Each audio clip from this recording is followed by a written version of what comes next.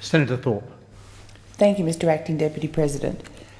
I rise today to speak in opposition to the Climate Change Authority Abolition Bill of 2013. In doing so, I reject the Coalition's push to abolish one of Australia's most vital independent statutory bodies, the Climate Change Authority, as they move to scrap the carbon pricing scheme. The opposition will not support the scrapping of statutory bodies whose role it is to provide independent advice to governments on climate science policy. To scrap the Climate Change Authority would be an act of ignorance and recklessness as we face increasing pressure of climate extremes from the global phenomena of climate change. The Coalition's attempt to abolish the Climate Change Authority indicates they will do anything to ensure that there is no independent analysis and true scrutiny of their direct action plan, a plan that will achieve nothing and become a policy failure for the Coalition government.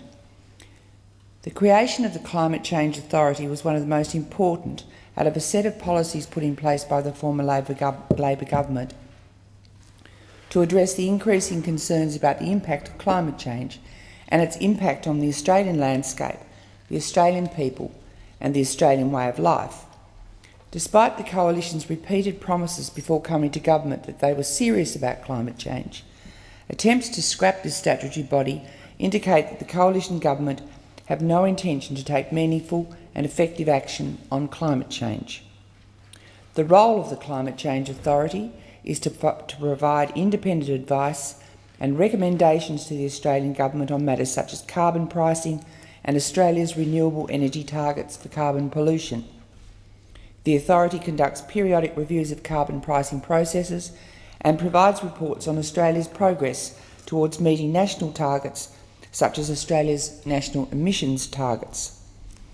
Unlike the Coalition led by Mr Tony Abbott, Labor will always base our policy direction and decision-making on the best available science. Conclusive and comprehensive scientific assessments have strongly indicated that climate change is a reality which can clearly be attributed by the carbon emissions produced by human activity. Labor understands that climate change is set to have a major impact on Australia's economy and our environment. We know that the dangerous consequences of climate change increase significantly as increases in temperature persist. This Prime Minister can ignore science all he likes, but he can't ignore the realities of climate change. The contrast between Labor and the Coalition here is very clear. Labor stands with the scientific community and stands by taking real action on climate change. Mr Abbott and the Coalition do not. We know that the Liberals don't accept the science of climate change. It was in July 2009 when the now Prime Minister stated that he was, and I quote, hugely unconvinced by the so-called science on climate change. As my colleague said previously, again in October 2009, Mr Abbott expressed climate science as, quote, absolute crap. In 2010, he went on to state that he didn't believe that the, quote, science is settled. The Liberals' treatment of climate scientists and their work was reinforced yet again recently when Prime Minister Tony Abbott accused the United Nations climate chief of talking through her hat. When in opposition, Tony Abbott led one of the most irresponsible scare campaigns on carbon pricing that the Australian people have ever experienced. These attitudes aren't surprising, however.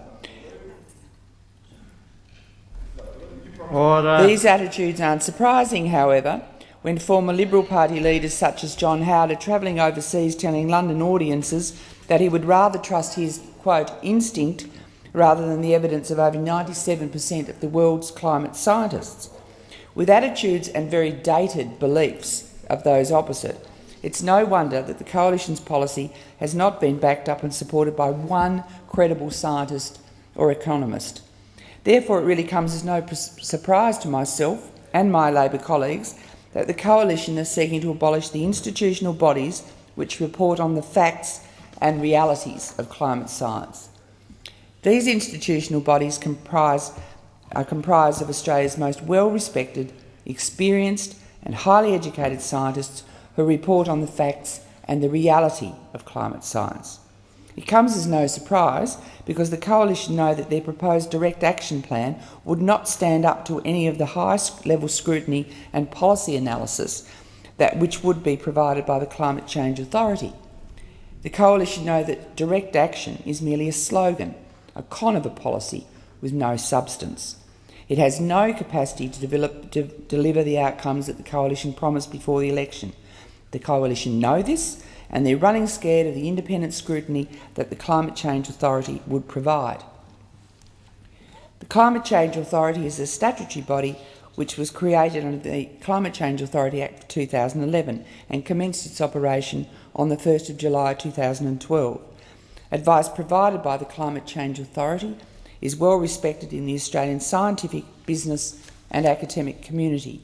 The advice is provided by Australia's best, an incredibly strong board comprising of the former Governor of the Reserve Bank, who I understand was not even consulted on the development of the Direction Action Plan, a fellow from the Australian Research Council of the University of Queensland, a current board member of the Reserve Bank and recently retired Chief Executive of the Australian Industry Group, a chair of Australian Super and a former member of the Productivity Commission.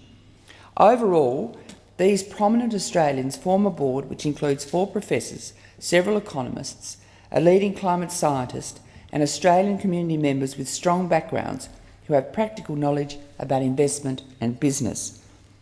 The talents and academic credibility of these outstanding Australians is as clear as day.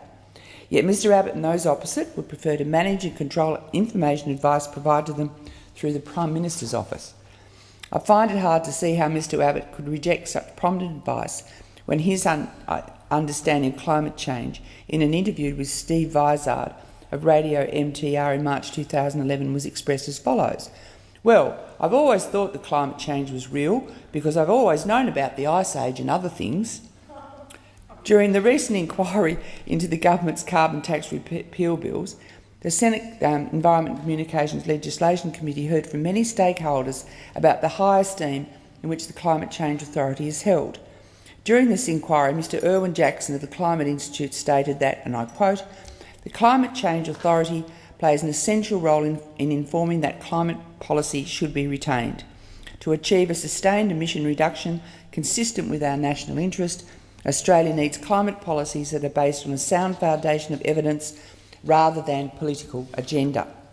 He went on to state that the Climate Change Authority, again I quote, provides an opportunity for all those stakeholders to present their views, to have them scrutinised in a transparent way, and then for conclusions to be drawn from that.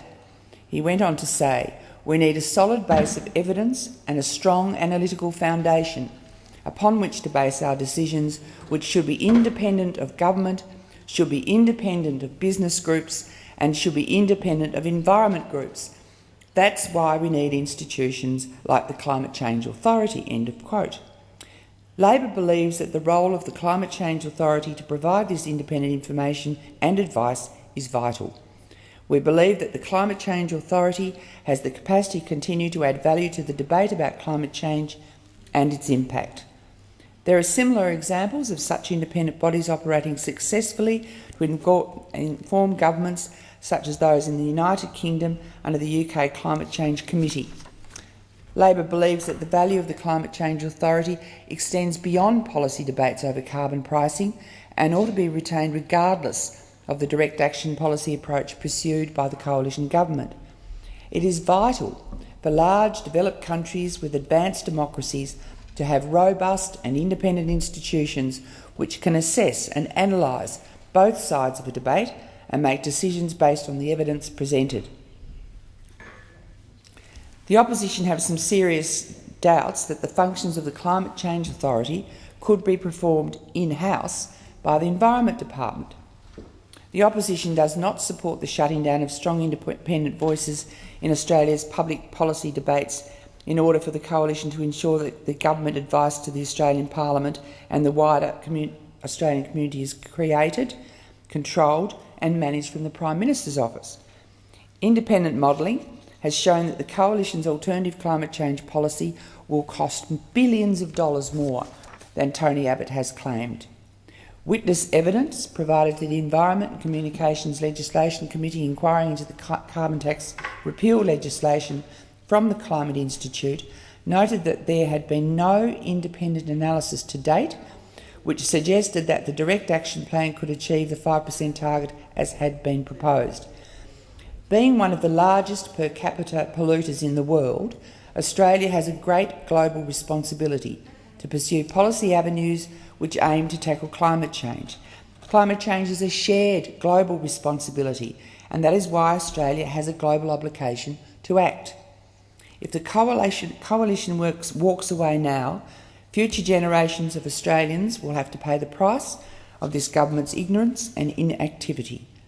If the coalition's legislation passes the Senate, Australia's response to climate change will be viewed as a joke, because no expert believes that direct action can deliver real outcomes. The science on climate change is clear.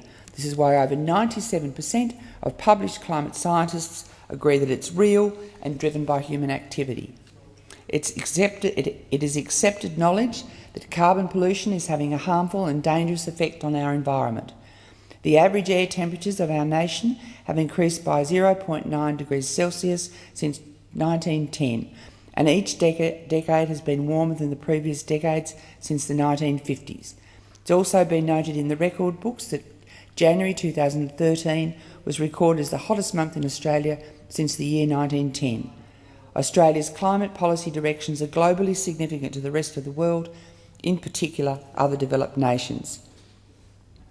Let me remind those opposite that we are watched with a careful eye by our international partners.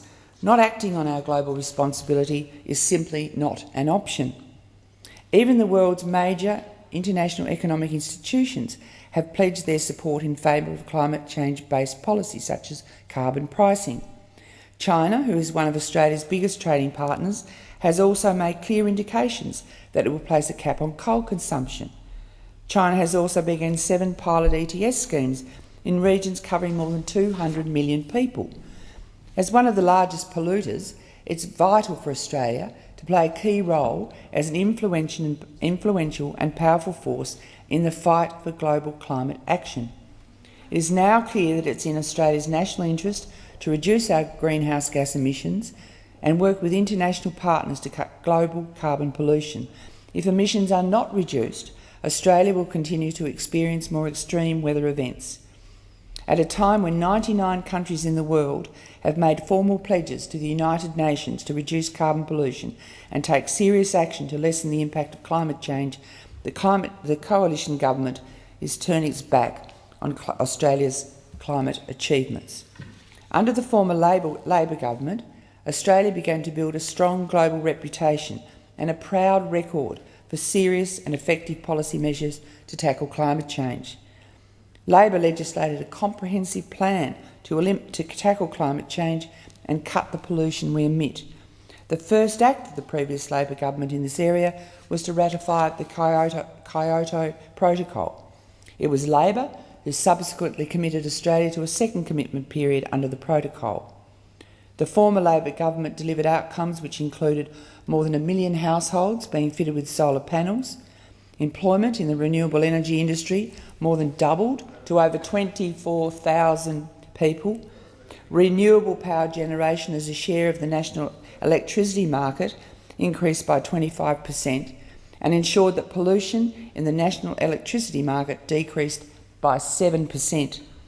The former Labor government also provided support to reduce land sector emissions through the Carbon Farming Initiative, unprecedented support for renewable energy through the Renewable Energy Target, and support for business to become more efficient and productive, including the Clean Technology Program. Australia enjoys some of the best renewable energy resources in the world, which range from sunshine and wind power to geothermal energy and the tidal power of oceans, and I would urge those opposite to not let these policy achievements go to waste. Unlike Labor, the coalition seems to have no ambition to create a cleaner and more energy-efficient Australian economy. In stark contrast to the opposition's policy, Mr Abbott and the coalition have not been able to come up with one credible scientist or economist who's willing to stand up and back their direct action policy. Every day, it's becoming clearer to the Australian public that the government's proposed direct action policy is a con. The approach of this government on carbon pollution will ensure that taxpayers' money is being used to pay out the big polluters. The Australian public should not be surprised that the Coalition is once again running away from engaging in a substantive policy debate on climate change policy.